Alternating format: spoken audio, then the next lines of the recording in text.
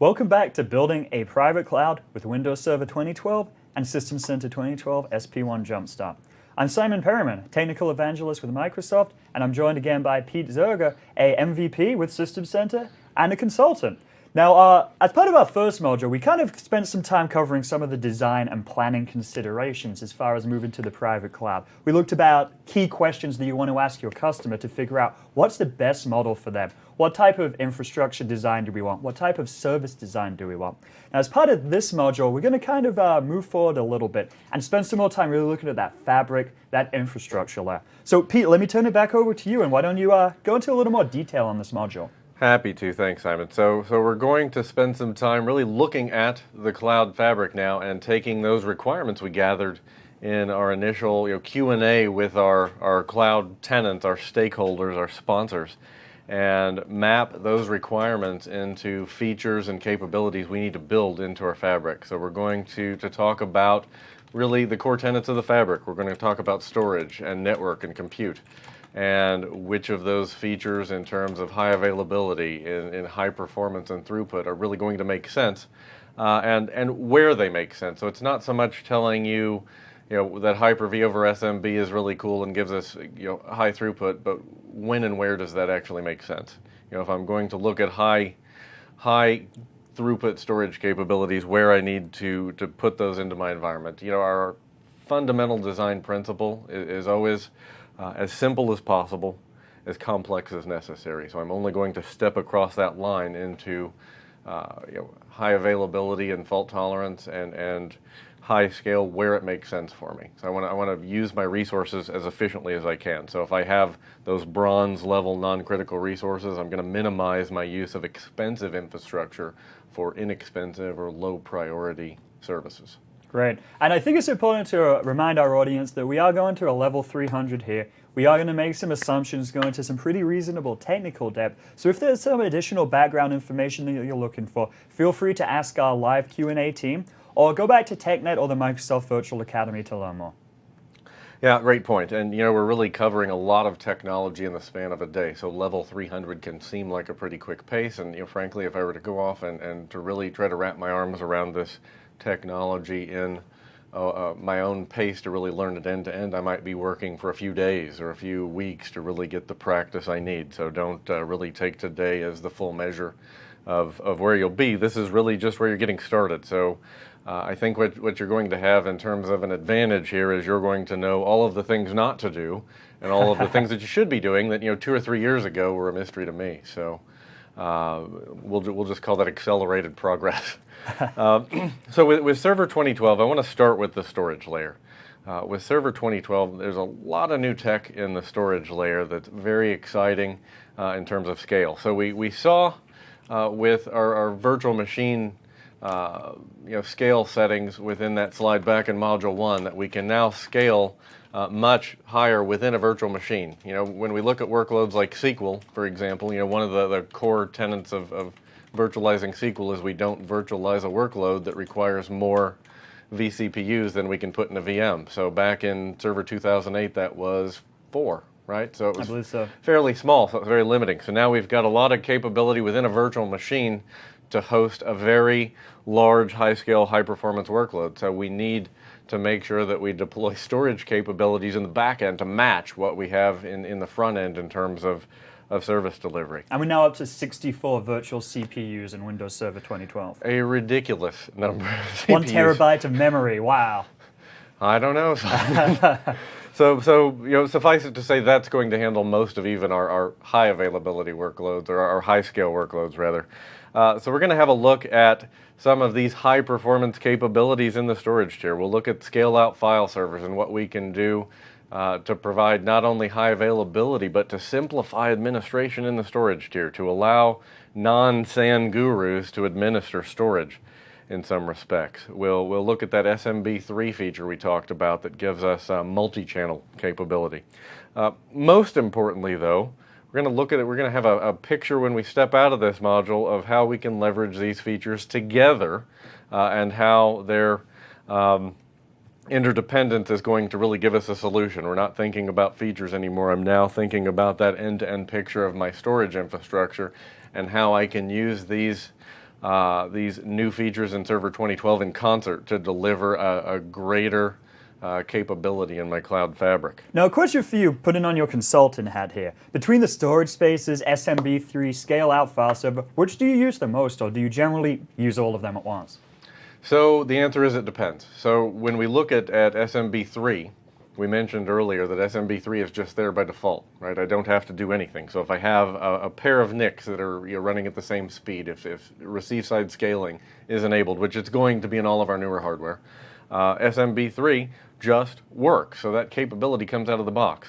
When we look at scale-out file server, when we look at storage spaces, these, I almost call these evolutionary technologies, because today everyone works in the world of SAN with virtualization hosts connected to the SAN. And storage spaces and scale-out file servers really remove those constraints. They take away the shackles and give us the capability to develop SAN-like capabilities with an interface that's vastly simplified and very flexible. But not everybody's ready for those, so it comes to that point of opportunistic deployment, perhaps. Now, I mean, would you see this change being along the line of how we virtualized our servers, we virtualized our networks, now we're trying to virtualize our storage? That's exactly what it is. And when I first saw this in Server 2012, it was a surprising direction to me, frankly, but it works, and that's really what counts. So with storage spaces, I can take much less expensive storage and develop that high performance, high availability, SAN-like capability for my workloads that maybe don't require that top-end fiber channel SAN with really expensive switches. So I can go out and buy just a rack of just a tray of JBOD, just a bunch of disks, and with storage spaces I can begin to build those arrays in the software now. So really software-defined storage to create an inappropriate and unofficial acronym. So storage spaces allows us though to take just a bunch of disks and to pool those together and to configure availability as to how we like. So I can stripe storage disks in a storage spaces pool. I can set up a mirror. I can add parity, which might, in layman's term, take us back to RAID. So we know that RAID 1 is a mirror, right? We know that RAID 5 or RAID 10 is going to give us some element of parity there. I'm going to have a parity stripe. So just as in RAID 5, for example, I have to have 3 or more disks. With that parity feature in storage pooling, I would have to specify 3 or more disks. It's fundamentally very similar, parallel in many respects. But what's great about storage spaces, from my perspective, is that we can also thin provision in storage spaces. So if somebody asks me, if a business unit comes and says, I need a terabyte of storage, but I only have 100 gigs right now, I can thin provision a terabyte and just know that I need to backfill to add that extra storage as they consume. So, which is where my holistic strategy of actually monitoring my cloud to make sure that I'm watching my capacity, watching my utilization, so I get that heads up that hey, you thin provisioned this, we're running out of capacity, so give us some more storage over here where we thin provisioned. Now, I've already got a few questions coming in. Will storage spaces work with insert vendor name here? Dell, HP, Fujitsu, etc. Yes. The simple answer is yes, right? Yes. Any disk, in theory, we can go add this management layer on top of it and just manage it, regardless of who the underlying hardware provider is. So it's limited to SAS, SAN, SSD. Insert vendor name here. It's really quite flexible. We're sort of abstracting these odd bits of storage that we're bringing together in a pool to deliver that capability of SAN-like functionality. And I think, taking that concept a step further of being able to pool these different vendors, that simplifies our automation, our scripting, because we have the ability to script and communicate with our storage spaces APIs. Under the cover, that will then translate that to Dell language, to HP language, to EMC language. So essentially, you're simplifying your management here using a single management interface, regardless of this underlying hardware. Yeah, that's exactly right. And we also want to think about the quality of storage we're putting behind there. So it doesn't eliminate, it simplifies, it doesn't eliminate that reality that some storage is, not all storage is equal. Some is expensive, some is less expensive. We still want to think about those resource pools, those classes of service. So just as I was thinking about pools of Hyper-V and VMware hosts based on availability, capacity requirements, etc., I'm going to have that same sort of logical consideration for the storage tier as well. Great. So, that being said, storage spaces is kind of an evolutionary technology. What I find in the field, frankly, is that not everybody is ready for that. So we look at this as an opportunistic deployment when we hit a hardware refresh cycle. Maybe I buy servers and I buy a tray of Fujitsu JBOD, 24 disks, and I use that at a much less expensive price point. I don't have to, pay for my SAN tools. That's something when we think about the expense of storage. It's not just, these arrays of disks and the expensive fiber channel switches. We also have fairly expensive management software in many cases that we have to purchase to fully manage these. And I've been in that situation, just as we talked about with System Center licensing in the old days where we couldn't do something because we didn't own a license. I've been in that situation on the SAN side where the folks say, well, we can't do that because we didn't license snapshots. And I'm thinking, really? I own this very expensive tier and can't fully use it. So that is challenging for sure. So let's think about that storage space's capability in the context of SMB 3.0. So I have network adapters, fairly new hardware. I can get 10 gig E now in Blades standard.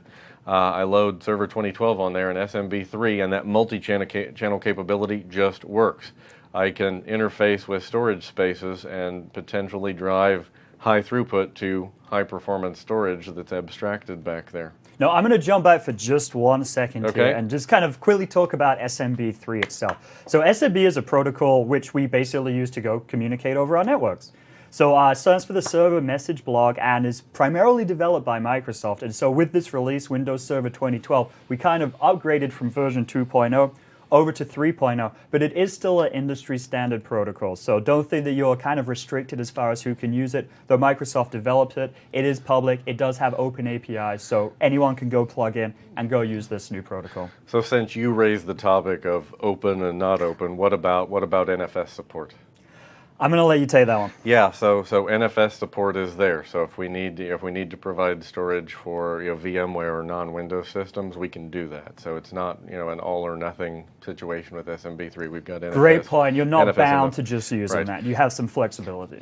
So again, thumbs up Microsoft marketing. They said cloud on our terms, and so I'm kind of a nerd in that I take all of these Microsoft marketing messages. Which you remember them? Good for you. I like that. I remember every bit of them, but I take them and I apply technology to them. So cloud on your terms, in my view, means that if I need to manage and deploy in a heterogeneous enterprise, that I can do that. My favorite private cloud project was actually System Center 2012 Service Pack 1, deploying 100% to the VMware hypervisor. 50-50 Windows VM guest, and the other 50 were Linux and Unix. So very exciting capabilities.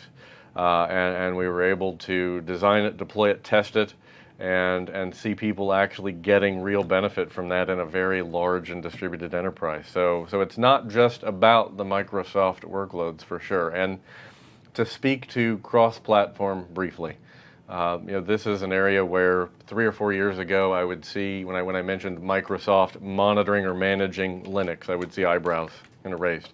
And this is not an isolated effort in a dark room. So I first saw Microsoft supporting cross-platform in a meaningful way in 2007 when I was working with Operations Manager monitoring cross-platform workloads. We now see that branching out into multi-generational support on the hypervisor. We now have cross-platform Linux and Unix agents for Configuration Manager, which are shockingly Windows-like in how they present Linux and Unix assets in the Config Manager console. So this effort by Microsoft is really multi-generational in terms of product now and really spanning across the System Center product into the various components and back into the hypervisor. So we're just getting more and more capability from Microsoft to manage our existing investments and not being forced into multiple point solutions for managing the enterprise. So from an architect perspective, I'm always looking for that opportunity to manage as much of my enterprise in a single tool set to minimize the need for learning and switching between consoles and developing multiple automation strategies. So really minimizing the switching on the KVM switch, so to speak, having to go from tool to tool. So SMB, I think we've covered that off nicely. Suffice it to say, SMB, I'm not sure if we mentioned this already, allows us to deploy virtual machines into SMB shares, which means I can deploy a Hyper-V virtual machine into a folder. Incidentally, we can also do that with SQL 2012 databases now, so it's not just a Hyper-V phenomenon. But it really doesn't end there. So with that SMB3, with Hyper-V over SMB3 in Virtual Machine Manager, I can also add my scale-out file server, so my file server cluster, which is highly available, potentially deploying to storage spaces. So look at that diagram there. I have a Hyper-V cluster using SMB3, potentially deploying virtual machines into folders, which are highly available folders, sitting on SAN-like storage that may be a SAN or it may be storage spaces. So I'm beginning to layer these features into a solution that's going to be performant, but simpler than it might be if I look at the technologies we're accustomed to from the past. Right. I just want to emphasize one point. I've had a couple questions come in here asking whether storage spaces supports clustering, supports clustered shared volumes, things like that. Absolutely it does. So no worries there. Clustering you really want to consider is kind of the infrastructure, the key pieces that interconnect your different servers. So as we kind of want to encourage people to use network virtualization, storage virtualization, we do want to ensure that our infrastructure supports that. So good news, full support. Yeah, and that's a really important consideration. These new features would be much less exciting if they painted us into a corner. Standalone host on this one, right? Yeah, absolutely. If we were painted into a corner from a service level capability perspective and not able to deliver the level of service we needed because we'd implemented some new feature would really be a big negative. So good to hear that. Let's talk about data deduplication for a minute. I hear a lot of confusion around data dedupe in the field, and really the question is, when is data dedupe appropriate? Really, is the only word I can think of. Should I use data deduplication with virtual machines? Should I use data dedupe with my libraries? At the end of the day, we do want to be careful with data deduplication on a live virtual machine, right? There's going to be, when we have a lot of bits changing, our ability to reclaim space is going to be somewhat limited. So am I going to turn data deduplication on for a big virtual SQL server? Probably not ideal. Yeah, but when I'm looking at my library, my VMM library, by the way, where I have lots of ISOs that are sitting there doing nothing, massive savings, 80%. Yep. And I see VDI being one of the most popular scenarios as well, right? You have all of these client virtual machines that are used by the help desk. 90% of the binary, that information on the VHD file is identical. Great way to really consolidate and really be able to scale up your VDI infrastructure as well. Yeah, and that's a battle a lot of times you can choose over in a test or a staging environment, so you can see what your reclamation is going to be. You really want to make sure you can justify where you're going to see the big savings. I don't want to necessarily deploy dedupe where I'm getting 5% savings. I want to find those 60, 70, 80% use cases and optimize. So SMB Direct. I want to just touch on a couple of the high performance features that we see out there. Let's say you've got a client and a server and you want to request data, maybe 500K of a client. That's typically going to go through the IP stack, right? It's you place the request to the server, the data gets read, gets broken down into packets, gets transferred over to you. You assimilate all these packets back, and all this takes CPU, and you can't send the entire 500K at once, down to no matter how fast your NIC is maybe. So you have to chop it into small packets. So if I'm pushing 500 gig all at the same time, I'm going to be looking when I'm pushing lots of data to find a way to offload to some device further down the stack. So that's where something like SMB Direct is going to give me that capability of leveraging the features in my new network adapters that come in modern hardware. So you know, with the NICs that are out there today, with remote direct memory access (RDMA), we're going to be able to offload a lot of that high throughput data transfer without taxing the CPU in the guest, right? So I'm pushing the processing down the stack to specialized hardware where it makes sense. So why is this important?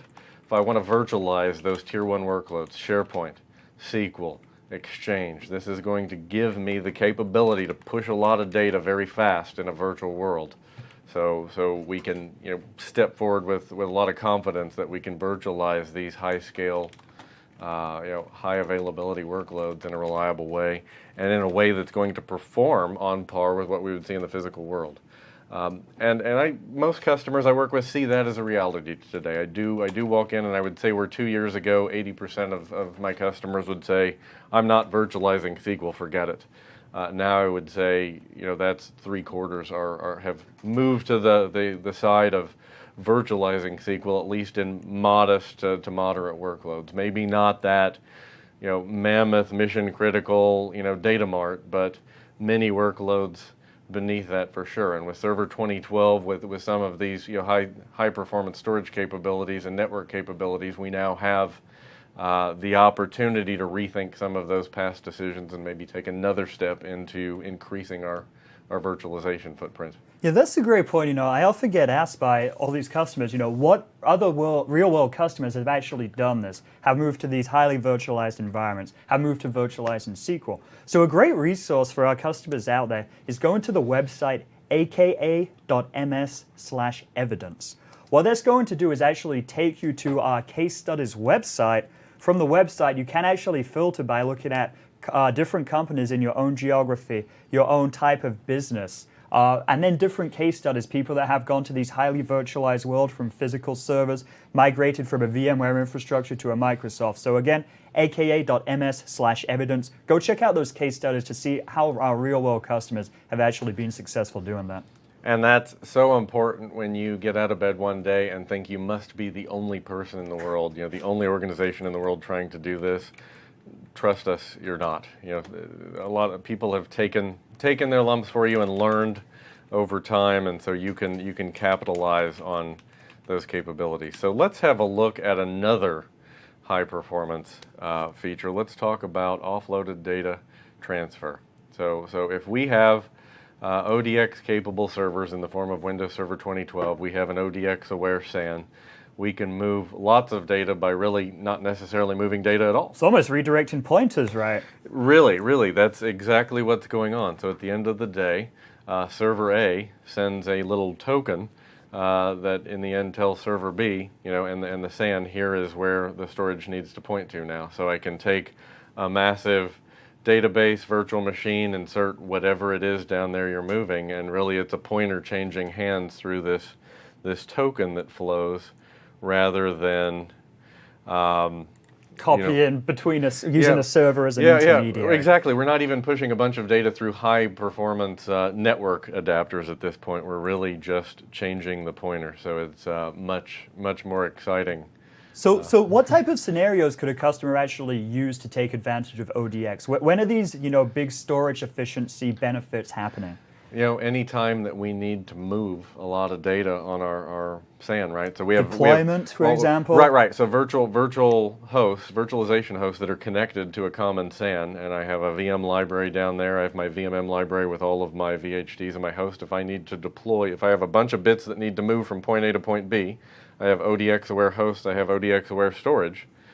This is going to be the perfect case for it. So because, and the key point here is that we have storage in common with ODX, right? I'm not moving data virtually between servers connected to SAN A and servers connected to SAN B over here with some network in between. These are servers that have a storage tier in common, and so I'm changing pointers because I have the opportunity here to simply logically redirect that storage that contains those bits. So. Okay. Speed up that, basically enhance that deployment, so easy to scale up, easy to spin up new instances, everything like that. So, you know, one thing that we want to encourage our customers to look at as they start to make these new hardware investments, make sure that your SAN is going to be ODX capable. You're really going to see massive trade-offs in deployment time. Now, I mean, we actually have our own lab that we run a lot of customer-facing events for. I recently got a new EMC SAN, ODX support, and it significantly sped up our deployment time. In fact, we would actually start deploying for events in the past 5 days in advance because we're copying terabytes and terabytes of memory.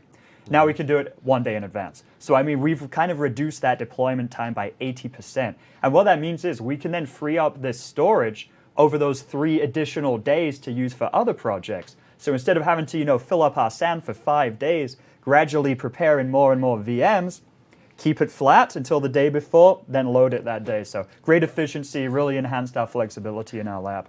Absolutely, absolutely. And so with the next topic here, if you were to ask Simon if he has any children, he would tell you no. And I would actually argue with that. Simon has one child, and that is failover cluster. There you go.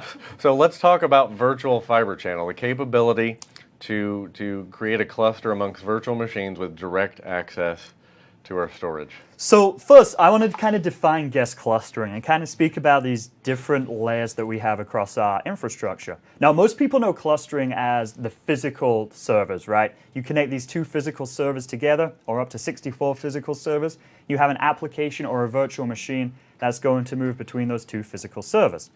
Guest clustering takes this to the next level, and what we're actually doing is clustering our virtual machines.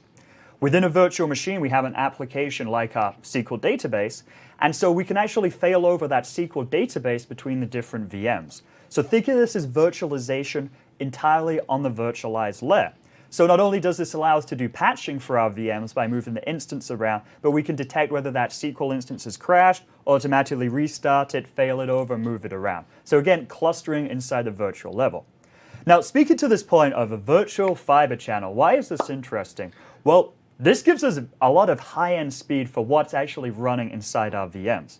Kind of looking historically, guest clustering used to support iSCSI, fiber channel over Ethernet, basically those Ethernet-based protocols.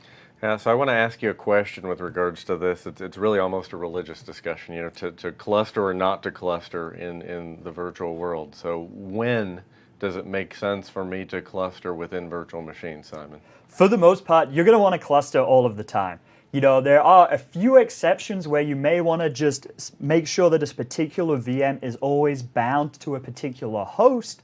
But beyond that, by using clustering, you get a lot more flexibility. You get the ability to restart your virtual machines, to monitor the health of the applications, the VM, the guest operating system, and then you get the mobility advantages of live migration, being able to move that virtual machine around with no downtime. But have you come across other instances, in your kind of day-to-day work where people are not recommending the clustering? So at the host level, everybody recommends clustering, right? It's at that virtual machine level that I'm really interested. What our use case is for clustering 2 virtual machines that might be running SQL or some other workload. Sometimes we do that, and sometimes we don't. And it really comes down to answering that question. How much downtime or offline is okay for me? And I find that many times with our less critical workloads, if our downtime is really at the end of the day just patch cycles, a few minutes here for a reboot after hours, many times that's okay. This virtual fiber channel capability is a lifesaver in a lot of cases where we want to virtualize a workload, but we know we need direct access to that SAN storage, right? Right. But many times we find it's not absolutely necessary, so we simplify a bit, because really just the act of virtualizing a workload on a highly available hypervisor, clustered Hyper-V host, for example, means we've already eliminated much of our risk. We've taken the hardware factor largely out of this, because I can now take that virtual machine and I can live migrate across host failures, right? So I'm resilient in many respects where I wouldn't be on a standalone physical host. Absolutely. Now, the big advantage of Fiber Channel, though, is the speed that it adds. So again, in our last release, we didn't have these virtualized HBAs for Fiber Channel. 2012, we've now added virtualized HBAs. And so what this means is this guest cluster, this virtualized cluster, it still requires shared storage. Okay, that's important to keep in mind because we still need the application to be able to access its data regardless of which VM that application is running in. But big advantage with these virtualized Fiber Channel HBAs, we can now use our fast, high-end Fiber Channel storage for these applications that are running up in our virtual machines. Which is great. And what's also really important about this, if we can just take a look at this slide here, is that we don't lose our live migration capability. So That's correct. So if I have clustered guests that have that fiber channel capability, I can move those workloads across my host. You know, one of the things I remember Jeff Woolsey, when he introduced this capability to the world, he said, you know, we asked customers, what do you not want us to do? And the overwhelming answer was, don't break live migration. Got to live migrate all the time. So that's something that Server 2012 does really, really well, is it gives us a lot of what I like to call not even availability sometimes, but just portability with the platform. So let's have a look at shared nothing live migration. So this one really blew my mind the first time I saw it. So Simon, while I'm getting into my demo, maybe just set the stage for what is shared nothing live migration. Great. So what we do with the live migration, and for our VMware people out here, this would be equivalent to a vMotion. Live migration allows us to move our virtual machines or other virtualized components with no downtime. So traditionally, we just think of live migration of moving a virtual machine from one host to another host, no downtime. But with Windows Server 2012, wanted to make that more flexible and give you the ability to also move the storage on a SAN from one location to a different location, again, without affecting the downtime for that virtual machine. And so what this means is now we can actually move that VHD or VHDX file from one cluster, a SAN, to another cluster or another SAN, or to a standalone host, or between two different standalone hosts. So really enhancing that mobility, not just of the virtual machine, but of its underlying storage as well. And Simon's making an important distinction here. So I'll actually show you shared nothing live migration here in my demo environment. But Simon's making an important distinction here between availability and portability. In mobility, I can move this virtual machine around. This isn't a high availability mechanism. This is just an ability to move a workload around my environment without the need for shared storage. So let's have a look at Hyper-V Manager here. And I have just an ordinary virtual machine here. I'll go into its settings, and what you'll see is that its storage is in fact local. It's on the D drive here in the virtual machines folder. So I want to go ahead and do a shared nothing live migration to move this workload over to another host. So I'm going to move, you notice here I can actually just move the storage. So storage live migration, and if I have a virtual machine that has multiple disks, I can get very granular with this, moving those disks to many places. Now I'm just going to pick this up and move the lot, and I'll send this over to another Hyper-V host in my environment, another standalone host. These two have nothing in common really, so I'm going to move all this data to a single location, and you'll notice when I hit browse here, I'm moving this over to a server called hyperv.contoso.com. I'm being presented with Hyper-V's storage here. And I can go out here and find the virtual machines folder, which is my standard location. I select that folder, I hit next, I hit finish. Now this will not be a fast process in my dev environment. It's going to go pretty slowly actually, because I'm copying across a not high performance network. And what's happening here is that virtual machine is continuing to run in the source. So there's no interruption to the service here. All of the the active data set over here is relatively small. It's memory and a bit of disk that's moving about, but all of that data that's not active is being moved over to the other system as we speak. When it gets to the point, when this process reaches that point that we need to just take that active data set and bring it across, there's going to be a momentary pause. The data is copied, the workload comes up on the target, and once it's guaranteed up and running, that's only, then and only then is it going to be eliminated on the source. So we're never going to have any sort of interruption or loss of a virtual machine here, because Windows is doing a very thorough job of ensuring that the workload is up and running on the target before anything happens. So I'm not going to make you watch all of this, but I really just wanted to call out that we have a lot of flexibility here in moving our workloads around our environment. No, we got a question here. I mentioned that we now have the ability to move from a standalone host to another standalone host, right? So people are asking, why do I still need clustering, right? If we have this mobility, why is clustering still relevant? So key thing to think about with clustering is clustering protects you from unprepared downtime, unplanned downtime. live migration is going to be used during planned downtime or planned maintenance. And the reason why, when we do a live migration or storage live migration, we need both of our hosts to be online and communicating with each other throughout that process.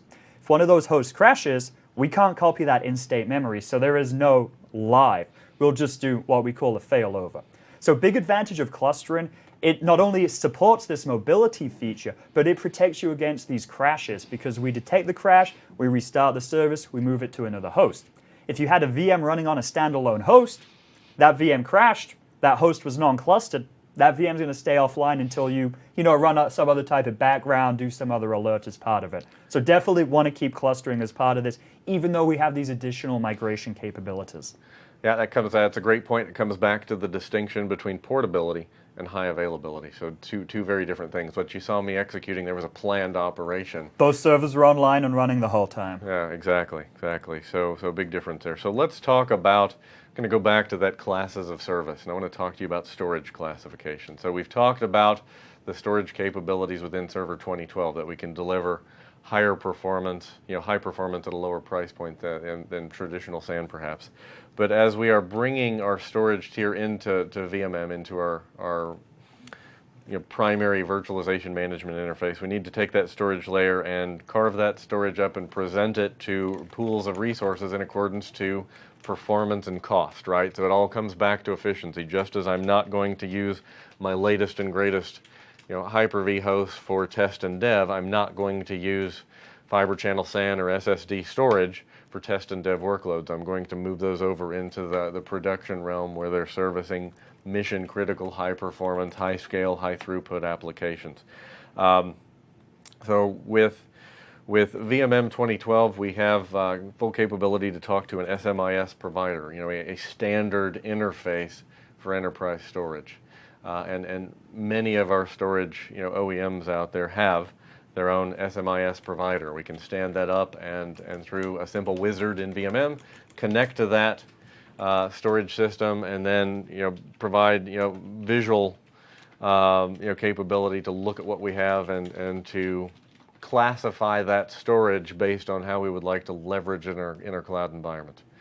And I'm really not doing it justice because it's really more than just bringing in SMIS with traditional fiber channel, because there's an SMIS provider Microsoft gives us for iSCSI, so I can bring in my iSCSI storage. In SP1 for System Center 2012, we also see the capability to take the SMB over, Hyper-V over SMB situation we were talking about, and to visualize those folders in VMM. So I've got full visibility into my storage. I can take those folders, put them onto my host, and specify those as paths where we can deploy assets. So I'm going to carve up my storage and allocate my storage with all of these capabilities in mind. Largely dividing that up based on performance. So whether you do gold, silver, bronze, or dev, staging, production, or we even break these up in a hybrid of these, where we look at perhaps storage that's classified by country, and then on into those dev, test, prod type classifications at that point. So see, we're still doing the move there. It's not a fast process, so I kept my promise there. It's going to take a while. So while we're doing that, I'm going to get back into the fabric here, into my network storage and compute, and I'm going to look at storage pools and classification. So you'll see here that when I right-click and attempt to create a storage classification or work with my storage, I can add storage devices. So you can see here the SMIS provider, which was what we saw in RTM, which today supports iSCSI as well. You'll notice that SMP provided there. I can add block storage basically. But what I really wanted to show you was this Windows-based file server as a managed storage device. So I create a scale-out file server cluster. I create shares sitting on high-performance storage potentially. The idea here being that I'm going to achieve that high throughput, but in an interface that's going to simplify. You know, potentially I have storage spaces behind these folders, right? So I have SAN-like capabilities, potentially high performance, and I'm now, you know, really only requiring that my virtualization admins understand file shares, which I think they can all appreciate. So SMB and you know, file sharing in the Microsoft world has been something we've been working with since before I was born. I'm such a young pup. So once I run this wizard and add a file-based, a file-based resource, you see the wizard's going to ask me for the IP or the FQDN. I can, you know, specify whether this is a trusted Active Directory domain or not. You notice the run as capability here, so I can supply secure credentials without having to type the passwords. It's here. I set it. I forget it, and VMM always has those credentials securely stored in the SQL database behind the scenes. So when I go down here and look at my file servers, here's what the wizard looks like when I am done. Now you'll notice the important thing to notice here is out on the right-hand side. There's a column labeled Managed. So I went old school on my cluster and I used a drive for my quorum. So I don't even have to use drives today for quorum, do I? That's right. So we could use a share for our quorum, a folder. So I'm going to go in here and look at the properties of one of those folders. You'll notice that I've quite simply just checked the box, File Share Managed by Virtual Machine Manager. That's all there is to it. And I've provisioned 300 gig shares here. And what I can do now, if I just scroll up and look at the server aspect of my cluster, and I want to clarify, you know, we didn't show you how to add a Hyper-V host to VMM. We're going to get to that point where we look at adding the virtualization layer. I think it takes about 3 minutes to read on TechNet how to add a Hyper-V host. It's trivial. Clustering in the modern world in VMM is a drag and drop operation. It's ridiculous. Yeah, you can literally drag that server into your existing cluster. It will go add it to the cluster, give you options to validate everything. And, you know, and don't tell anybody, but, you know, in my own test environment, I find I don't even run the prereqs. I just drag it and I let VMM do the work, and if I'm missing a prereq, it tells me. So you know, in my own dev environment, I just like to leave it to its own devices and see how it does, and it's very, very effective. Drag and drop clustering. Yeah, absolutely. So pretty fantastic. Now, I want to look at the properties of my Hyper-V cluster here. I have a couple of clustered hosts in my demo environment here, and if I look at the properties here, what you'll see is that I have added these file shares on a file share tab here. So basically I've now told VMM, when you run intelligent placement, remember these file shares are a place where you can deploy virtual machines, a highly available place where you can deploy virtual machines, which again is a set it and forget it type operation. Once I've defined that capability, I'm going to trust intelligent placement to determine where those virtual machines need to be placed, and I'm not going to worry about it anymore. So I'm just going to show you here in this virtual machine that I deployed a few hours ago to prepare for, you know, my talk with you.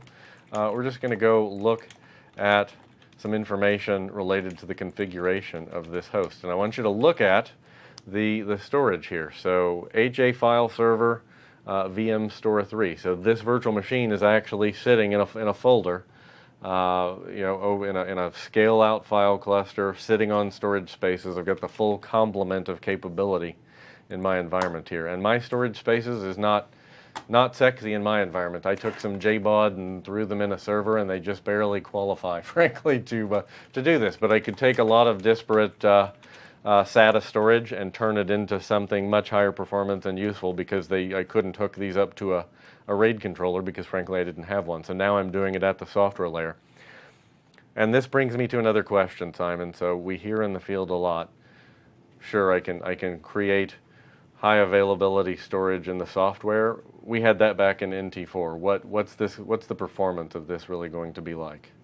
So you're asking the performance of just running anything in a cluster? So if I'm you know, leveraging all of these capabilities together, and I have storage, you know, I have storage spaces in the back end here, and I have, you know, good storage back there. What is the overhead of the software, you know, really going to do to my throughput here for my storage? I mean, it's very minimal. You know, when you think architecturally around what virtualization does, we're essentially adding a layer of translation on top of this physical hardware. So, you know, I'm an end user sitting above the layer. I say, I want storage 1. we speak to our virtualized layer, and it will map storage 1 equals this particular controller, this particular drive, things like that. So anytime you're using virtualization, again, across any different platform, Citrix, VMware, Microsoft, there's going to be some performance here because it still needs to go through this virtualization layer and do this mapping, this translation. Nevertheless, speed and performance are some of these critical requirements that we see from our customers, and those are part of our common engineering criteria, this really long document I referred to in the first module. So bottom line, yes, there will be some performance hit. It's often very minimal, less than a few percent. But if you really want to figure out what our real-world customers are finding, we'd encourage you to go online and Bing search virtualization case studies. And what you're going to find is there's a lot of people out there who are VCPs and MVPs, both cover Microsoft and Hyper-V, third-party companies that do research that are actually doing these head-to-head comparisons, looking at what type of performance hit do you have if you virtualize SQL, virtualize your storage, these different components. So rather than trusting us, we really want to encourage you to see what the real world says, real performance data. So just go do a Bing search and take a look at some of these tests for yourself. Yeah, and the important point there, so the adjective I was looking for from Simon was minimal. And so if we think about this from an infrastructure perspective, we have Hyper-V hosts running on new hardware. We have SMB3 capable operating systems. We have new network adapters like bandwidth in those adapters. We have receive side scaling capability. We have a scale out file server cluster, and we've sized that hardware appropriately for high throughput workloads. And if we're using storage spaces, we have reasonably high quality storage behind that. There's no reason that I can't use SATA and some of the less expensive storage for the lower end workloads, but I can go buy a JBOD tray of SSDs or SAS storage and get that high performance without the high complexity that I might have with a SAN. So particularly if you're going into a hardware refresh and you want to look at simplifying, this is an opportunity to do that. If we look at the data center, and I hear customers all day long complaining about cost in the data center. Number one cost in the data center? Storage. In some organizations, storage is more than half of the cost. So to save money while maintaining that good performance is really a big deal. It's not a trivial matter, and if you can demonstrate some of that, we're going to find that adoption is going to make sense in a lot of organizations. Excellent. All right, so let's just jump in and press on. So Hyper-V over SMB3, I think we've covered this pretty well at this point in time. So it comes down to the hardware. So Hyper-V is only it's going to require that we have newer hardware. We need receive side scaling. We need network adapters of like bandwidth. So a lot of times today we're dealing with blades that have 10 gig throughput. A lot of other SMB features we're not going to dig too far into. We talked about multi-channel, which is just there, set it and forget it. We've got SMB encryption. We've got PowerShell management capabilities. We've got transparent failover. So if we lose a host in the process of a file transfer, no impact to that session. Everything is going to continue on just as it was. Let's just press on through some of the bits we've already covered.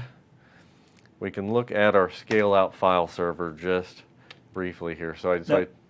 Yeah, sure. So as you kind of switch over here, scale out file server, what's kind of the key benefit? So essentially what a scale out file server does is it allows us to put our client access point, which is whack my share, across multiple different physical servers. And so what this means is with traditional clustering back in the day, all of the clients would go to a single client access point, a single host, go from that host through that SAN down to the storage. What we wanted to do with the scale-out file server is both provide some basic load balancing or load distribution capabilities, as well as resiliency. So by having this whack my share across these multiple different hosts, we will actually help distribute those incoming client connections across those different hosts. And that in turn distributes that across the different SAN connections. So you're kind of doing some basic load balancing with the traffic. Secondly, as you kind of mentioned, if you lose a connection, one of the clients, the server crashes, that client access point is no longer available, the routing table will go and look at the next available server, redirect the client to the next host that does have that share up. The client will reconnect, and they can continue doing their file copy operations, everything like that. And from the client's perspective, for the most part, this failover is transparent. Even if they're doing a file copy, as long as they're using a file copy mechanism with automatic retry built in, such as Xcopy or Robocopy, there might be a temporary pause during the failover. It goes to that server that's no longer available, goes to the server that is available, and it will kind of continue that operation. I think the only time I see that kind of break is if you're doing one of those, old school copy and paste between the shell, actually doing a full, GUI copy and paste, because that doesn't have that automatic retry logic. And I won't linger too long on the scale out file server, but just looking at my interface here, I'm just using Failover Cluster Manager to manage this. So we do want to think about the limits of scale, right? I can only add so many file servers in this scale out cluster. I believe it is 8. Yep. Right? Yep. So I'm looking at the expert here, but so here I have basically a virtual server answering to a single name. So I lose one box, it doesn't matter. I've got an IP out there in DNS. Everybody's resolving to a common point, and we're transparent. So nothing magic here. It's cluster technology that you've been working with for many years now. Now, there are really actually two kind of cases that we're going to see as use the scale-out file server in our virtualized environment. So one of the ones is, of course, our library server, where we're actually storing our virtual machine files. If you're doing a deployment, you're copying in and out of this library, it's great to make that distributed, highly available, so if you lose a path, you could continue copying. But secondly, we want to think about actually using this as part of our, our SMB, as our back-end storage for our virtual machines as well. So if you think about what we're doing with a cluster, right, we started saying that you just need shared storage, not necessarily a SAN, shared storage, and that can include using SMB. And so what this means is we can actually put our VHDX files or VHD files on a scale-out file server. And so what this means is we have multiple paths that are now accessing our SMB file server from our cluster. So kind of take it a step back, this means we can now almost do 3 different layers of clustering throughout this distribution. We think about our physical servers as a traditional host cluster, right? VMs move between them. We talked about our guest cluster made out of virtual machines, where we have our applications moving between the different VMs. Now we're clustering our actual storage level as well, and we're making access to our VHDs highly available. So you can now actually do this clustering throughout the stack, manage everything using Virtual Machine Manager, and you know what, just to throw a curveball in there, I'm going to add a 4th one. You could go cluster your management hardware as well. Cluster your System Center Components Virtual Machine Manager. So you could get your storage available, your hosts available, your virtual machines available, and even your management software highly available, clustering throughout the stack. Exactly. So we want to think about availability and performance at every layer, every angle. Eliminating the single point of failure. That's the ultimate goal. Right. So I want to get to the elephant in the room, or about to be in the room, and that's our networking. So we're going to talk about the physical network for a moment. So when we think about the physical network, I don't think about it a lot of times, other than I need to talk to the networking team and understand what our VLANs look like on the back end, how they expect us to interface on the network. Generally speaking, when we think about what I call our data center networks, or our back-end logical networks, I'm going to have things like a cluster network, a live migration network, etc. And these will often have their own VLANs, and there's no assumption that we're going to be communicating between those networks. But I need to make all of those, I need to have all of those discussions with the networking team first to understand how the physical network is laid out, so I can configure the logical network in Virtual Machine Manager to interface in a way that makes sense. So VLANing doesn't go away, it's minimized, but when we look at the physical layer, we're still going to have VLANs back there for those back-end networks. So I'm going to reference those as I configure my logical network on the front end of this situation. But once I have that discussion and I understand what my interface is from a physical perspective, I can build the logical, and then I'm already a layer abstracted here, and I don't have to worry much about that. I can define this one time. We'll look at a logical switch in Hyper-V. We'll look at a way that we can, through VMM here, define a template, so to speak, that will allow us to make configuration of the logical networking that's going to control our interface with these physical layers here. A very reliable process. and we'll look at NVGRE, which is something we think about from the VPN days as something we're going to leverage in a completely new way in virtual networking. So real quickly, let's talk about host configuration and just talk about our networking configuration options. So Simon, can you speak to non-converged, converged? Absolutely. And the difference between the two? What a pain that used to be, huh? So as we kind of looked at, what was required in a traditional private cloud infrastructure, we made some assumptions. Primarily, you have a cluster there, right? You got the cluster for your virtual machines. But as we kind of looked at what you really need in a cluster, the key design principle for cluster networking is to really try to isolate each network by its particular role. And again, let me emphasize, this was our thinking in the past. We kind of moved a little forward from this. Now, the reason why we wanted to kind of separate each of the roles is to ensure that something happening for one function on one network wasn't impacting the health of another function. Most importantly, being our cluster heartbeat network. This is basically a lightweight ping that goes between one host to another host to make sure that these hosts are talking. The problem that we would see is if you flooded that network with, let's say, live migration traffic, the network's fully saturated, those pings between the different servers might not go through. That might then trigger a false failover and cause one of the nodes to shut down, cause failover operations to happen. We don't want that, right? And so to avoid this, we used to recommend dedicated network for each of your different cluster roles. So you'd have a network for your internal cluster communication, which included this heartbeat traffic, updates to the cluster, CSV communication. We had a public network, and so this was for our clients, our applications, our end users to actually go and connect to our VMs.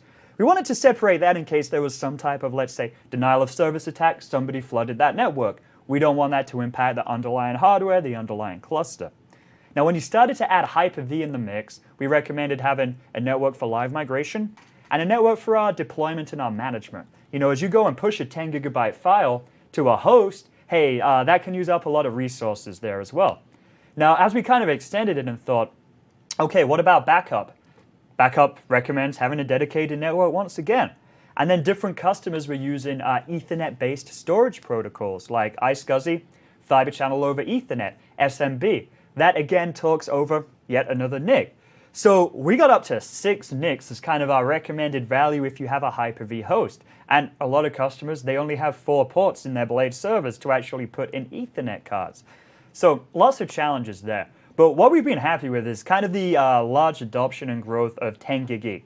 Both, reducing the price of the networking cards, the switches, all of those other, interconnected pieces to just make the solution cheaper. And now we've tested and we've got great success actually using just a pair of 10 gig E networks, and that has enough throughput to cover all of these different roles. So are you using any special technology there to segregate the traffic in any way or silo in any way? So we can. We do have the ability to go and actually carve up the different networks if we want. And some people do like to take advantage of that because of quality of service, right? Maybe you want to prioritize the heartbeat traffic as high importance. And maybe the live migration is second most important. So you do actually have the ability to go and actually say, this network should do this should do this should do this. And you can carve up a single network using VLAN tagging as well to really break up a single network into different uses for different virtual machines. And then what about virtual machine queue? So VMQ at the hardware level gives us some capability then to silo. It does. So if you're using VMQ, this is basically a component of technology that's actually built into your actual NICs, the actual physical hardware. What this could do is it could do some offload and some different types of processing as well. So you're not actually doing a lot of this additional network translation in the server. You're kind of offloading a lot of this processing to the virtual NICs. So it gives you some more features, faster throughput, better way to kind of really optimize and manage that traffic. So long story short, what do we recommend now? Well, now that we've got enough throughput through these 10 gig E connections, we now have inbox network teaming across all of our different cluster roles. We're finding great success with just a pair of teamed 10 gig E network adapters. Of course, the more the better, additional resiliency, additional availability. But, just using that, great success, fully supported, now recommended. Awesome. Thanks for that, Simon. So let's move out of the physical now and get to the meat of the discussion here, which is the virtual networking. So first, why would we want to virtualize a network? Wow. So Why wouldn't we almost, right? why wouldn't we is really what it comes to. When we look back at the challenges of traditional networking, we know that VLANs have a limit. VLANs have a scalability limit of 4096, and our frustration threshold is much less than 4096 just due to complexity. And it's an inefficiency that we have to go back to our network team every time we're creating onboarding a new workload. We have to go back and talk about more VLANs. So it's a lot of time wasting, frankly. And when we move into the world of a shared cloud fabric here, we have the reality that we have these sort of apartment dwellers, these roommates that need to coexist in a way that we can ensure everybody gets the resources they're promised, that their data is secure and isolated where it needs to be. And virtual networking is going to allow us to address that. It's also going to allow us to walk away from that VLAN nightmare and that's really what it is. It's kind of a nightmare at the end of the day. And now with virtual networking, I'll be able to compartmentalize in a way that previously only would have been achievable through VLANs. And this is using underlying technology of NVGRE, we call it. So similar to technology that's been used in VPN, for a long time. GRE, generic resource encapsulation, right? Yeah. So the NV being network now virtualization, generic GRE. resource encapsulation. Tongue twister. Yeah. So merging the logical and the physical. So we've talked about that physical network. And really what the logical network that we're going to configure, the logical networking components we'll configure in VMM are telling VMM how we're going to interface with that physical network. So we're modeling the physical network, so to speak. I'm separating my subnets, my VLANs.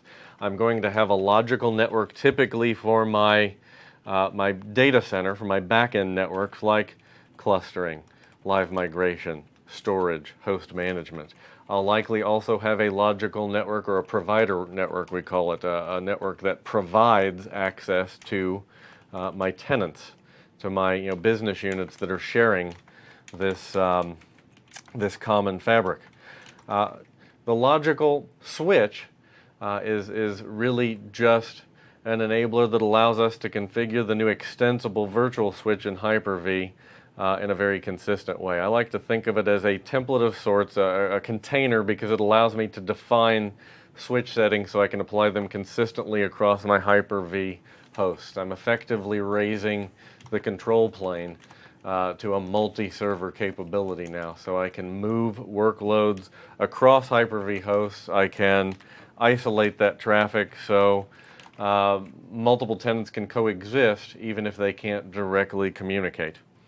So maybe we just take this from the bottom up. So in the beginning, there was the physical network and our virtualization host, connected with their network adapters into that physical network, and then the internet where one or more of our workloads may need to reside. So we begin by defining a logical network, that definition of how our host and our guests are going to interface with our physical network. So I define my logical network, and within here I'll configure what we call network sites, basically defining my VLANs for my back-end networks, and a logical network for my clients as well. And we'll move up the stack into VM networks. Now this is really important. So in VMM 2012, in Service Pack 1, we're no longer directly connecting our clients to a logical network. We're now doing this through a VM network, and it's this additional layer that's unlocking that capability to virtualize the networking. And what's important for you to notice in this picture here is we have two tenants who may be isolated, who will be isolated in our example, connected to a single logical network. So in the past, we would have a one-to-one relationship between those two. So now I can potentially have, with network virtualization, with this capability to use NVGRE, I can have as many as, correct me if I'm wrong, 16 million virtualized networks. I can't count that high. I'll trust you. Yeah. So I think it's 16 million. It's 15.99999 million more than you're going to need, frankly. in this environment. And I don't have to go back to my networking team and ask for VLANs. I can carve this up in a matter of a few minutes because I had the discussion about those back-end networks and the provider network they were going to give me to interface with their physical. So I will create logical switches. So I do need to create these logical switches. Number one, for the consistency this gives me in configuration, because it will allow me to define what we call port profiles. I can define my uplink ports that tell us how we're interfacing from a switch level into the network. As we're kind of covering all these topics, I see we're kind of talking about a lot of different components here. First question that came in: can I manage all of these using Virtual Machine Manager? Absolutely, you can. Absolutely. Yeah. And that's what we really want to encourage our customers to use as well, right? Use a single interface, get that broad scale management. Yeah, and I wanted to make sure that today, since we were limited on time, that we could show you some working models. And this network virtualization, we wanted to be able to step you through this so you can actually see what the configuration looks like, and we can explain why we've checked the boxes we've checked and how this is all interacting. So you see the sort of fully baked version of network virtualization where we have multi-tenancy with that isolation, where our clients are coexisting but not communicating directly. After we create that logical switch, the next step is we actually have to assign that logical switch to our host. So we'll apply that consistently across these hosts. We'll define our uplink ports. There's a port classification. I like to think of that as a global label. Allows me to put a friendly label on these uplink ports. And finally, some of our workloads are probably going to want access, outside of their little isolated subnet, and that's where a gateway comes into play. So I can basically create and assign a gateway to these tenants so they have a door out to the internet. Simon, so tell us something about gateways. Where are we today? Where are we headed with this gateway role? Great question. So, essentially you want to think of this gateway as kind of a layer of translation. I'm talking a lot of layers of translation. Kind of a layer of translation from our intranet, our file servers, our other corporate resources, to this private tenant's gateway where they have just this pool of unrestricted IP addresses. Now, if I'm running in this pool of IP addresses, I have my own 1.1.1, whatever. When I want to go out and speak to, let's say, a file server out in the real world that's on my real internet or my real IP addressing system, I basically need to use this gateway as a translation mechanism. So what I do when I go from my private network, my isolated network, to the gateway is actually going to go and add some, encapsulate this IP address request. Now, encapsulation essentially means you're adding tags to it so that whatever resource is reading this IP address, it can see the tag and then send that tag to the correct underlying user, the correct end user. So as we go out through our gateway, let's say we contact our file server, get an IP address, get the information we need. When we send it back through our gateway, that gateway is actually going to have a tag on it to user 5, and that will go then reconnect that particular end user to that particular IP address. Now, the way that Microsoft personally uses this own, infrastructure, our own private networking, is so that we have our own deployment flexibility. Now, in my own office, I have about, 15 servers. I run lots of VMs across them. And I don't really want to be restricted by saying, hey, you only have 20 IP addresses, right? I want to just be able to go deploy VMs, not have to worry about IP address management whatsoever, not be limited by, what I can show in a demo. So essentially, what we do here at Microsoft is each of our own hallways, we basically have our own range of IP addresses. They've set up a gateway for each block of offices so that within a set of, 8 to 12 to 15 offices, we have 256 IP addresses that we can freely use, spin up, spin down. When we want to go outside our office back to the main campus, the main corporate environment, everything gets handled by the gateway, does all of our address translation. So I just don't even need to think about it. And so for customers that have a lot of virtual machines, let's say a lot of dev environments, a lot of test environments, the developers are just spinning up resources, they don't want to think about IP address management, this can be a great solution to just keep them on their own network, give them a huge range of IP addresses, and just simplify the overhead and management for you. Yeah, so one last concept before we get into the UI here and have a look at virtual networking. We want to talk about addressing. So IP address pools were something introduced in VMM 2012 that give us the capability to statically assign addresses at deployment time. These are pools of addresses. This is not DHCP, so if you're using address pools that include ranges that are in your DHCP deployment, you want to make sure you go back there and put some exclusions in DHCP. These are created through a wizard in the UI. They're going to ask you some very DHCP-like questions in that you'll have to supply a gateway, a DNS server, a Win server if you still use Wins. You don't use Wins, do you? I didn't think so. I didn't think you did. So before we even get into our demo of configuring virtual networking, I want to rely on my finger and OneNote here to just draw you a picture of what we are about to build in our what we're about to look at in our demo environment. So I have my physical network, which is back here. I have my logical network that we're going to define. It's warm in the studio, you can see. And I'm going to have my Hyper-V host here. So I'll put my Hyper-V host here, and we'll define multiple logical networks. So clustering, storage, live migration, etc. So whatever my logical networks are. So I'll define those. Now what I'm going to define up here in terms of tenants, I have, we'll call this Contoso, the blue customer, and Woodgrove, the red customer. So these could just as easily be finance and HR, you name it. I have multiple virtual machines here. We want these virtual machines to be able to communicate with one another, potentially share address ranges with one another, and effectively allow us to run multiple virtual networks on top of the same single logical network. So what I'm going to show you are two tenants, each with two hosts that are identically addressed. So they have a VM1 and a VM2 and a VM1 and a VM2. And those, the VM1 on each side has the same IP address. VM2 on the other side has the same address.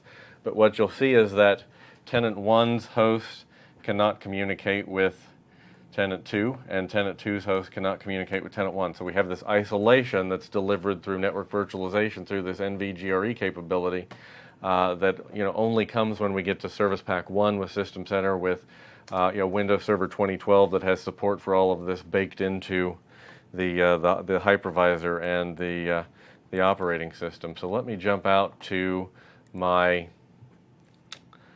VMM console here, and I'm going to start with logical network. So again, the logical network is how I'm going to define how my hosts interface with the physical network. And so you'll see here that I have a couple of networks. I have my client virtual network, or provider network. This is providing access to the virtual clients. Now the wizard, when we run this wizard to configure network virtualization, the client network, when we want that isolation, we're going to check the box here to allow new VM networks created on this logical network to use network virtualization. This is the magic box that you need to check to light that feature up.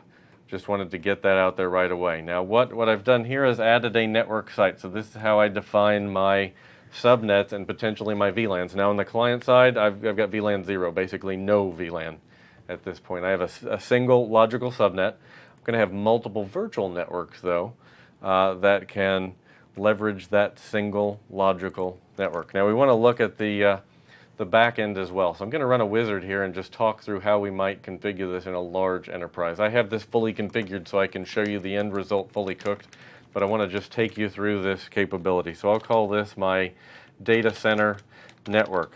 Now the box we need to check back here, typically when we're dealing with data center networks, which are typically going to use VLANs, I'm going to check this right here. Network sites within this logical network are not connected. So I don't mean that they are not connected to the physical network. I mean that the network sites, the subnets and VLANs I defined in here, they won't talk to one another because I don't want my cluster network to talk to my storage network and my storage network to have traffic over in my live migration. I'm going to logically segregate these, right? That's an important point. Yeah, so I wanted to call this box out because it's the number one question I get in this wizard is why would I want these to not be connected? Well, you want them to be connected, just not with each other. You know, they're not BFFs at a sleepover. They're function-specific enterprise networks. So I'm going to add my first network site, or we'll call it logical network definition. So you'll notice here I need to assign this to a group of hosts, and you know, this is going to go back to that conversation I have with my network team. They're going to tell me how the physical network is wired so I can define the logical in a way that makes sense. I'm going to add, let's call it VLAN 8. I'll put a subnet in here. And I'll put my net mask, so a familiar format there, and I'm going to call this storage network. And I'm going to hit that button again. I'm going to add another one, and this will be my cluster network. So this will be VLAN 9. This is the cluster. And I'm putting unique addresses here. We're going to get to that IP address pool, so you can already imagine I'm defining these different subnets here. I'm going to have to supply a pool of addresses that we can provision from, right? Yeah, as you're typing that up, I have a question that just came in. Great point. Is there any way that Microsoft provides some type of way for us to go and test some of these System Center features? Actually, there is. We've just released about 12 or 15 different virtual labs covering all of these different System Center products. So if you go to aka.ms/SC Labs for System Center Labs, it'll actually take you to our TechNet Virtual Lab homepage where you can actually kind of walk through this. You could configure the storage pools, you could configure the network pools, the virtualized IP addresses, and a whole lot more. So great resource for you to get some of this hands-on training experience. Again, that's aka.ms/SC Labs. Okay, so just to finish off that point around the logical. So I've defined my network sites here. I have my multiple logical networks. They're VLAN, right? So I talked to my my network folks, and they told me what my VLAN configuration looked like. So I have logically configured how my hosts are going to interact with the physical network at this point. And again, they are connected to the network, but not one another. I check that box to make sure they're not connected. Now I'm going to drop out of that wizard, and we're going to look at my actual live network here. So once I've configured my logical network with both my back-end data center networks that we just saw, and then my client network, my provider network we call it because it's providing access, I'm now going to configure my virtual network. So I'm going to move out of the virtual world and into the physical. But first, I'm going to define my IP pool. So I want to put some addresses on these logicals so we can connect to, we can provision hosts here and have an address pool to pull from. So I'll actually right-click that network, select Create IP Pool, and it gives me a simple wizard here where I can define which network I want to connect to, IP address ranges, gateways, DNS, WINs, etc. So I'll just drill down into the completed configuration here. So you see that this pool is for my client network. I have my network site that I configured in the logical setting, and here's my unique value. I have to give it an IP address range. I want to make sure that I'm watching that range versus DHCP, and then my DHCP-like questions, DNS, WINs, etc. So once I get my IP address pools out of the way, I'm going to move from the physical world into the virtual. So we're going to change gears here. So I've been down in the fabric workspace of my VMM interface. I'm now going to pop into VMs and services. So what I'm going to do is define one VM network per VLAN essentially, and then one VM network per virtualized network. So I'll have a VM network for each of my clustering and live migration, my data center networks I defined, but then I'm also going to define a virtual network for the tenants that I'm going to have out there. So I want to make sure that I select VM networks on my ribbon up here so I actually see VM networks and not VMs or services or what have you. So you're going to see here that I have some data center networks on the back end. In this particular environment, I have things like production, like my iSCSI that connects me back into my storage, and it's associated to its appropriate logical network. And you see here that I can even restrict visibility into this network. So I have full role-based access control with VMM that's AD integrated, so I can create my user roles that we'll talk about to cordon that off. Now what I want you to focus on here, though, are these two networks right here, Corp1, Corp2, each of which have an IP address pool. So let's drill in and look at the range. So I have 172.16.1, and I have addresses 101 through 120. I'm going to go down and look at number 2, and you're going to notice 172.16.1.101. I've got the same IP address range, right? So these are identical, meaning they could, this would be a massive collision in, any previous release of our pre-network virtualization capable platform here. But now I'm going to have these two virtual networks that are riding atop the same logical network. So when I look at the network here, you see I'm on the same client network and the same MBA client network. So this network virtualization is what allows me to break that one-to-one relationship between the virtual and the logical, so I can have multiple tenants now riding atop the same logical net that's mapped down into the physical. So let's have a look from a virtual machine perspective at how this manifests itself. So I'll just type MBA here, which will filter down to my guests. So we'll see that I have Corp1's VM1 and VM2, and I'll just open these up and connect via the console here. And all I really want to do is ping out from host 1 in my Corp1. So again, Corp1 could be your finance department. These could be departments, not necessarily companies. So I ping out, and then I can use ARP from the command line to figure out what my MAC address is for this host, this guest that I'm pinging. So I pinged 102, and I'll just highlight the MAC address here, so you'll see it ends in 1C-5C. So what I'm doing is looking at the MAC address here to make sure that when I go over to Corp2 and I ping out from VM1 to VM2, that even though I'm pinging the same address, I'm getting a separate virtual machine host there. So I'm going to jump down to Corp2 VM1. I'll connect to the console here again. I'm going to do the very same operation. This will take just a second to connect. I'm going to ping out in the same way. I'm going to use the ARP command to look at the MAC address of the guest that I'm pinging here. So very same process. Ping, ARP. What I want you to notice is that on our Corp1 net, the VM2 guest was 1C-C5.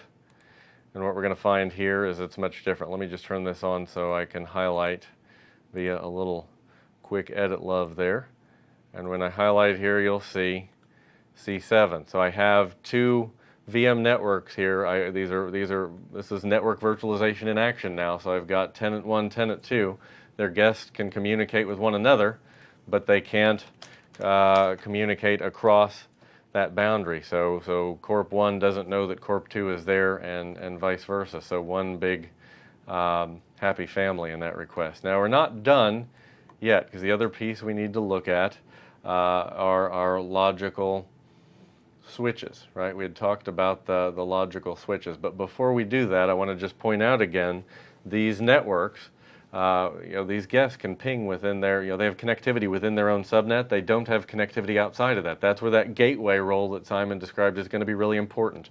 I'll tell you in a minute how we could potentially work around that in kind of a half-hearted way to eliminate the need for the gateway for the time being. Not my preference, but we'll get there. Now, actually, I just have a question on the gateway here. So we talked about if you're within this gateway running on the private network, you need to go through it to go and speak to corporate resources, right? What about if there's a corporate resource that wants to see what VMs are running, basically what's behind that gateway? How do we have access to that other than, kind of like query and host, figuring out what type of VMs we have? Okay, so in terms of do we essentially still need that gateway or to get that visibility of what's happening on the other side in our private environment? Well, no, so we have the visibility right here. Through VMM. Right, yeah, VMM is going to give us full visibility on both sides of that gateway. It's really not constraining us from a management perspective. It's putting that box around our tenants, our apartment dwellers in that respect. So let's hit real quickly back in the fabric here, logical switches. So I talked about logical switches as a container or a template that give us an easy way to consistently define the settings for our extensible virtual switch. I can apply this to multiple Hyper-V hosts and ensure that I'm going to have consistent configuration across the board. So you'll see my extensions here. If I load extensions, be those bandwidth, filtering extensions, antivirus or security firewalling type extensions, I have to load those up. I have to install those ahead of time, and then I can check these boxes here and enable those by default. So that's what an extensible virtual switch is. It's extensible through providers that can bring additional functionality. Now you'll notice here that my uplink mode mentions no teaming. We can definitely configure teaming here if we want. So we'll look at our uplink ports, our port profiles in just a moment. And you'll notice here that I have my port profile, which in this case is a high bandwidth port. Now in VMM, these port profiles, there are a bunch of these provided for us by default. I don't have to define these from the ground up. So I have a high bandwidth port classification. That's the simple label that maps to this port profile, my high bandwidth adapter. So we're going to jump down into our native port profiles, which is where we find these by default, and I can configure new profiles if I want to. So I have, for example, an uplink port I configured for my clients. So I wanted to get in here to show you an uplink port because there are a couple of very important configurations you can set here. So for my client network or my provider network, I'm always going to set this load balancing algorithm to Hyper-V port and switch independent. So this is going to load balance traffic across multiple adapters that I may have connected into this logical network. On the other hand, a port profile for my back-end networks, for my data center networks, we might call them. I'll want to configure something potentially very different. I'll do transport ports. When I'm talking about load, basically the load balancing and teaming of my switches, transport ports is what I'll use on the data center side. Now what I said here is going to depend on my switches. If I have intelligent switches, I need to pick static if that's how they're configured. If I have switches that are capable of dynamic teaming, then I'm going to pick LACP, which is an industry standard at this point. So this is my back end, and again, the Hyper-V port is going to be what I use on the provider side. So just kind of lock and load as you go into some of those hands-on labs that Simon described.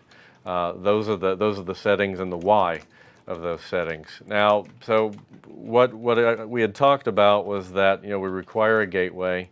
I don't have a gateway in this environment, so what do I do if I don't? What are our other options? Yeah, what are our other options? What's plan B if I need connectivity but I don't have it? So just a quick checkpoint here. We defined our logical networks. Again, this is the translation of the our interface between the virtual and the physical.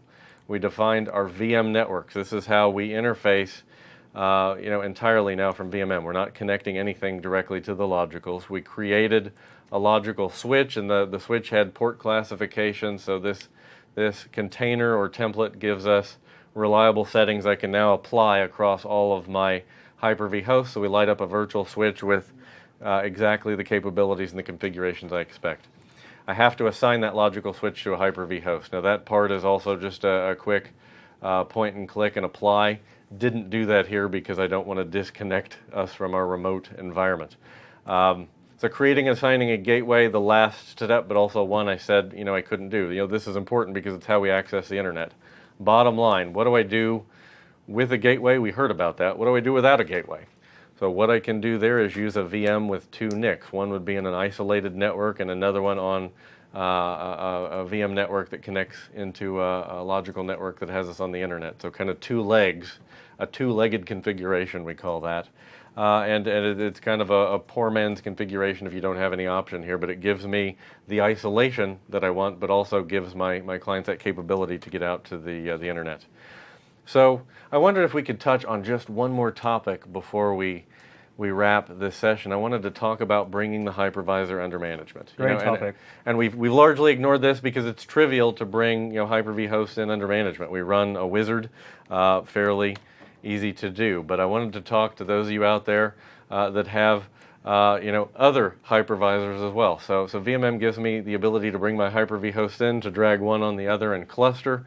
Supports both domain and workgroup hosts. In fact, the wizard asks all of that.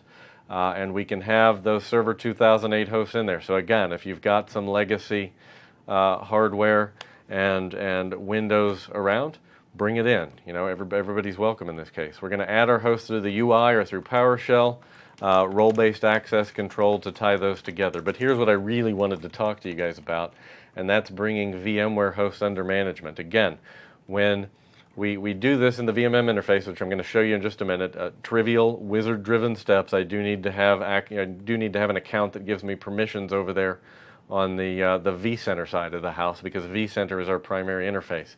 But I wanted to point out a few important things that are very different from VMM 2008. The first of those being connecting VMM to vCenter doesn't result in any fundamental change to your data center tree. As I move the VMware hosts around into different folders, into different host groups on the VMM side, I'm not changing my data center tree. I'm not impacting the networking configuration over there, and you will continue to configure your virtual networking on the VMware side over there with the tools that you're familiar with. Even if you don't deploy to vSphere in phase one, this capability, just connecting VMM into your vCenter instance, is going to give me some capabilities we'll talk about this afternoon to take all of that information and to put that into my configuration management database to give me visibility into my physical assets and my virtual assets. And I don't need to do a lot of work to make that happen. I'm going to run a wizard and make that connection, and then what you see today as we move up the stack, we're going to have more visibility, more capability to get that information from the cross-platform hypervisor into our central repository. So the question that I most often get asked regarding this VMware management is, do I still need vCenter to sit in there? You're going to see that we will add a vCenter, and the answer to that is yes, we do. vCenter is still a dependency that we have, and the reason why is that the individual ESXi hosts, those VMware hosts, they don't have a programmatic interface that's public.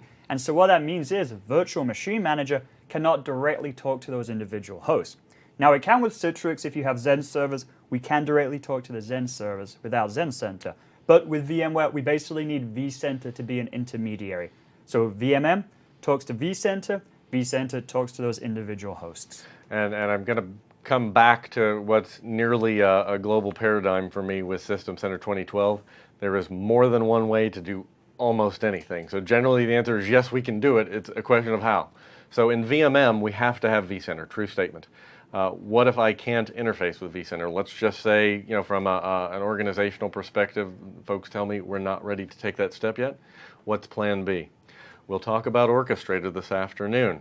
Orchestrator, I like to think of that as Visio-like drag and drop automation. There is a set of stencils, so to speak, activities for vSphere that Microsoft provides for free. So I can build automation over there that will allow me to deploy using System Center without VMM if this is just off the table. So just real quickly, let's pop in and have a look at how we add a vCenter server to my VMM environment. So I'm going to be back in my VMM admin console and back in the Fabric area of the workspace here. So I'll look at the Fabric workspace, and there is under servers, I have a All I have is PowerPoint. oh, sorry, I'm actually in my my live environment, so You gotta duplicate over. duplicate it. So as you go back and you switch that duplication, one other thing that I'm briefly going to mention is what other types of integration do we have with VMware? So we kind of talked about deployment, meaning that we can actually have the ability to go and push out a virtual machine or a group of services to our actual VMware host. But we want it to be more flexible than that. And so the way you want to think about it is our day-to-day management activities, deployment activities, you can do through VMM. So for example, deploying, doing load balancing or DRS, distributed resource scheduling across the different hosts. Microsoft has its own solution, dynamic optimization. You can use VMware's, you can use Microsoft's, but kind of these just standard operational things we can certainly handle here. Okay, and so now back here in our VMM console, as I have proven once again, Pete is not smarter than Windows. I'm in my Fabric area of the workspace. I've highlighted vCenter servers. I click Add VMware vCenter Server. Going to provide the name of my vCenter box out there. You'll notice Run As Accounts, which means the VMware admins can come over to my desk. They can plug the credentials in for me. I don't care what they are, frankly. And I'm communicating with my host in secure mode. Notice all of the instruction here. VMM does a great job of giving me information to tell me what I need to do to make this configuration happen. So when I hit OK and finish that wizard, here you see my VMM host is now accessible in my environment. And you'll notice that my VMware cluster is now visible in my VMM console. I can deploy to VMware now exactly as I could with Hyper-V. So I've brought these hosts under management, and even though I won't be configuring 100% of my VMware config over here, I'm sure going to be deploying to it. So that's as easy as it is, folks. I really don't have anything more to show you there. It's that simple. Very nice. Well, as we wrap this up, I do have a few network virtualization questions, though. Just want to kind of hit off, make sure that we wrap up clearly. So first of all, can we use third-party networking products as part of this VMM configuration? For example, firewall products, network forwarding, things like that. Yeah, so on the VMware side or the Hyper-V side? On the Hyper-V side, managing through Virtual Machine Manager. Yeah. So on the Hyper-V side through the Virtual Machine Manager, absolutely. That is the extensible and extensible virtual switch. I can load those providers, install those ahead of time, and when I configure my logical switch, those providers are going to be accessible to me in the UI. So I can light up those additional features if it's firewalling, if it's bandwidth or load traffic balancing. Shaping, load balancing, what have you. Absolutely. Now, the next question is, where exactly does the DMZ fit in? So if I have servers on kind of my perimeter network, if they're isolated, do I have any special networking considerations or best practices for being able to interact with those servers? So it depends on the level of isolation we're looking at there. So we do have the concept of a private VLAN in VMM 2012 and Windows Server 2012, and that was just another checkbox, as I can check the private VLAN. The difference to you, fundamentally speaking, is with network virtualization, I have essentially a collection of VMs for a tenant that are speaking. When I go to private VLAN, I can take a web farm, and those web farms can connect to one place. They can connect to the promiscuous interface of that PVLAN, which means web servers going straight to a load balancer out to the internet, not potentially one web server being compromised and then being used as the point to begin to target others. So I can achieve greater levels of isolation over there. So I could potentially have that public leg of that web server straight out to the internet if I need to maybe give it another leg for specific types of traffic over into a virtual network with my SQL servers, and maybe I only allow certain types of traffic out that network interface to further protect myself using those switch extensions to harden the network. It definitely has a place, and it comes back to having that discussion with your network team to make sure we draw the picture of how the physical and the logical and the virtual are going to stack up to give us the level of isolation that we need within the various confines, within the various segments of our network. Great. Now, how about quality of service or QoS? Can we use that on virtualized networks as well? So that's an operating system feature in Windows, right? So we've got native capability to turn that on. Certainly there are some traffic shaping options out there that we can look at, for switch extensions as we go down the road and we see more partners coming in with features for that extensible virtual switch. An extensible switch, great. And final question we have, when we showed IP address pools, the question is, do we have any integration with DHCP scopes? So we could see, hey, here's all of our free DHCP IP addresses. Can we go and plug those in? Okay, so the by the book answer would be, we can use IPAM, IP Address Management, in Windows Server 2012 to manage addresses across DHCP, and it'll do some discovery throughout our network. IP pools and IPAM do not have tight integration today. I can basically run a PowerShell script and get my IP address pools out into a file, and I can bring that into IPAM. We're not going to see that tight integration between IPAM and IP pools until we get to R2. Great. And at TechEd North America, we saw some announcements around the next step in that respect. When we actually talk about monitoring our private cloud on day 2, IP pools is a topic that I'm going to bring up specifically because capacity in those pools is going to be absolutely critical as we're provisioning more and more guests in our virtual environments. Excellent. Well, let's summarize it. So, I mean, across the course of this module, we really focused on the storage, the networking, bringing, kind of all these different hypervisors under management. So hopefully, that kind of covers the basics. We've got our fabric built, we've got it optimized. Any final takeaways or best practices? Again, just as complex as it needs to be, but as simple as possible. So you understand a fair bit now, I think, about where these features factor in, what sort of use cases would make sense. And so really go off and define those requirements ahead of time, so when we get to the point that we need to build this fabric, when we're designing our solution, we know the answers to those questions, so we know which Windows Server 2012 capabilities we're going to light up in our fabric. Excellent. Well, thank you once again. Very interesting. A lot of great resources and demos here. And when we come back after the break, we're going to be focusing on preparing for self-service. So, one of these big cloud capabilities is self-service concept, empowering our end users, freeing up time for our IT department. We're going to really focus on some of the design and planning considerations around that. My favorite topic, have a nice meal and brace yourselves. It's going to be interesting when we come back. We'll be back at the top of the hour. Thank you.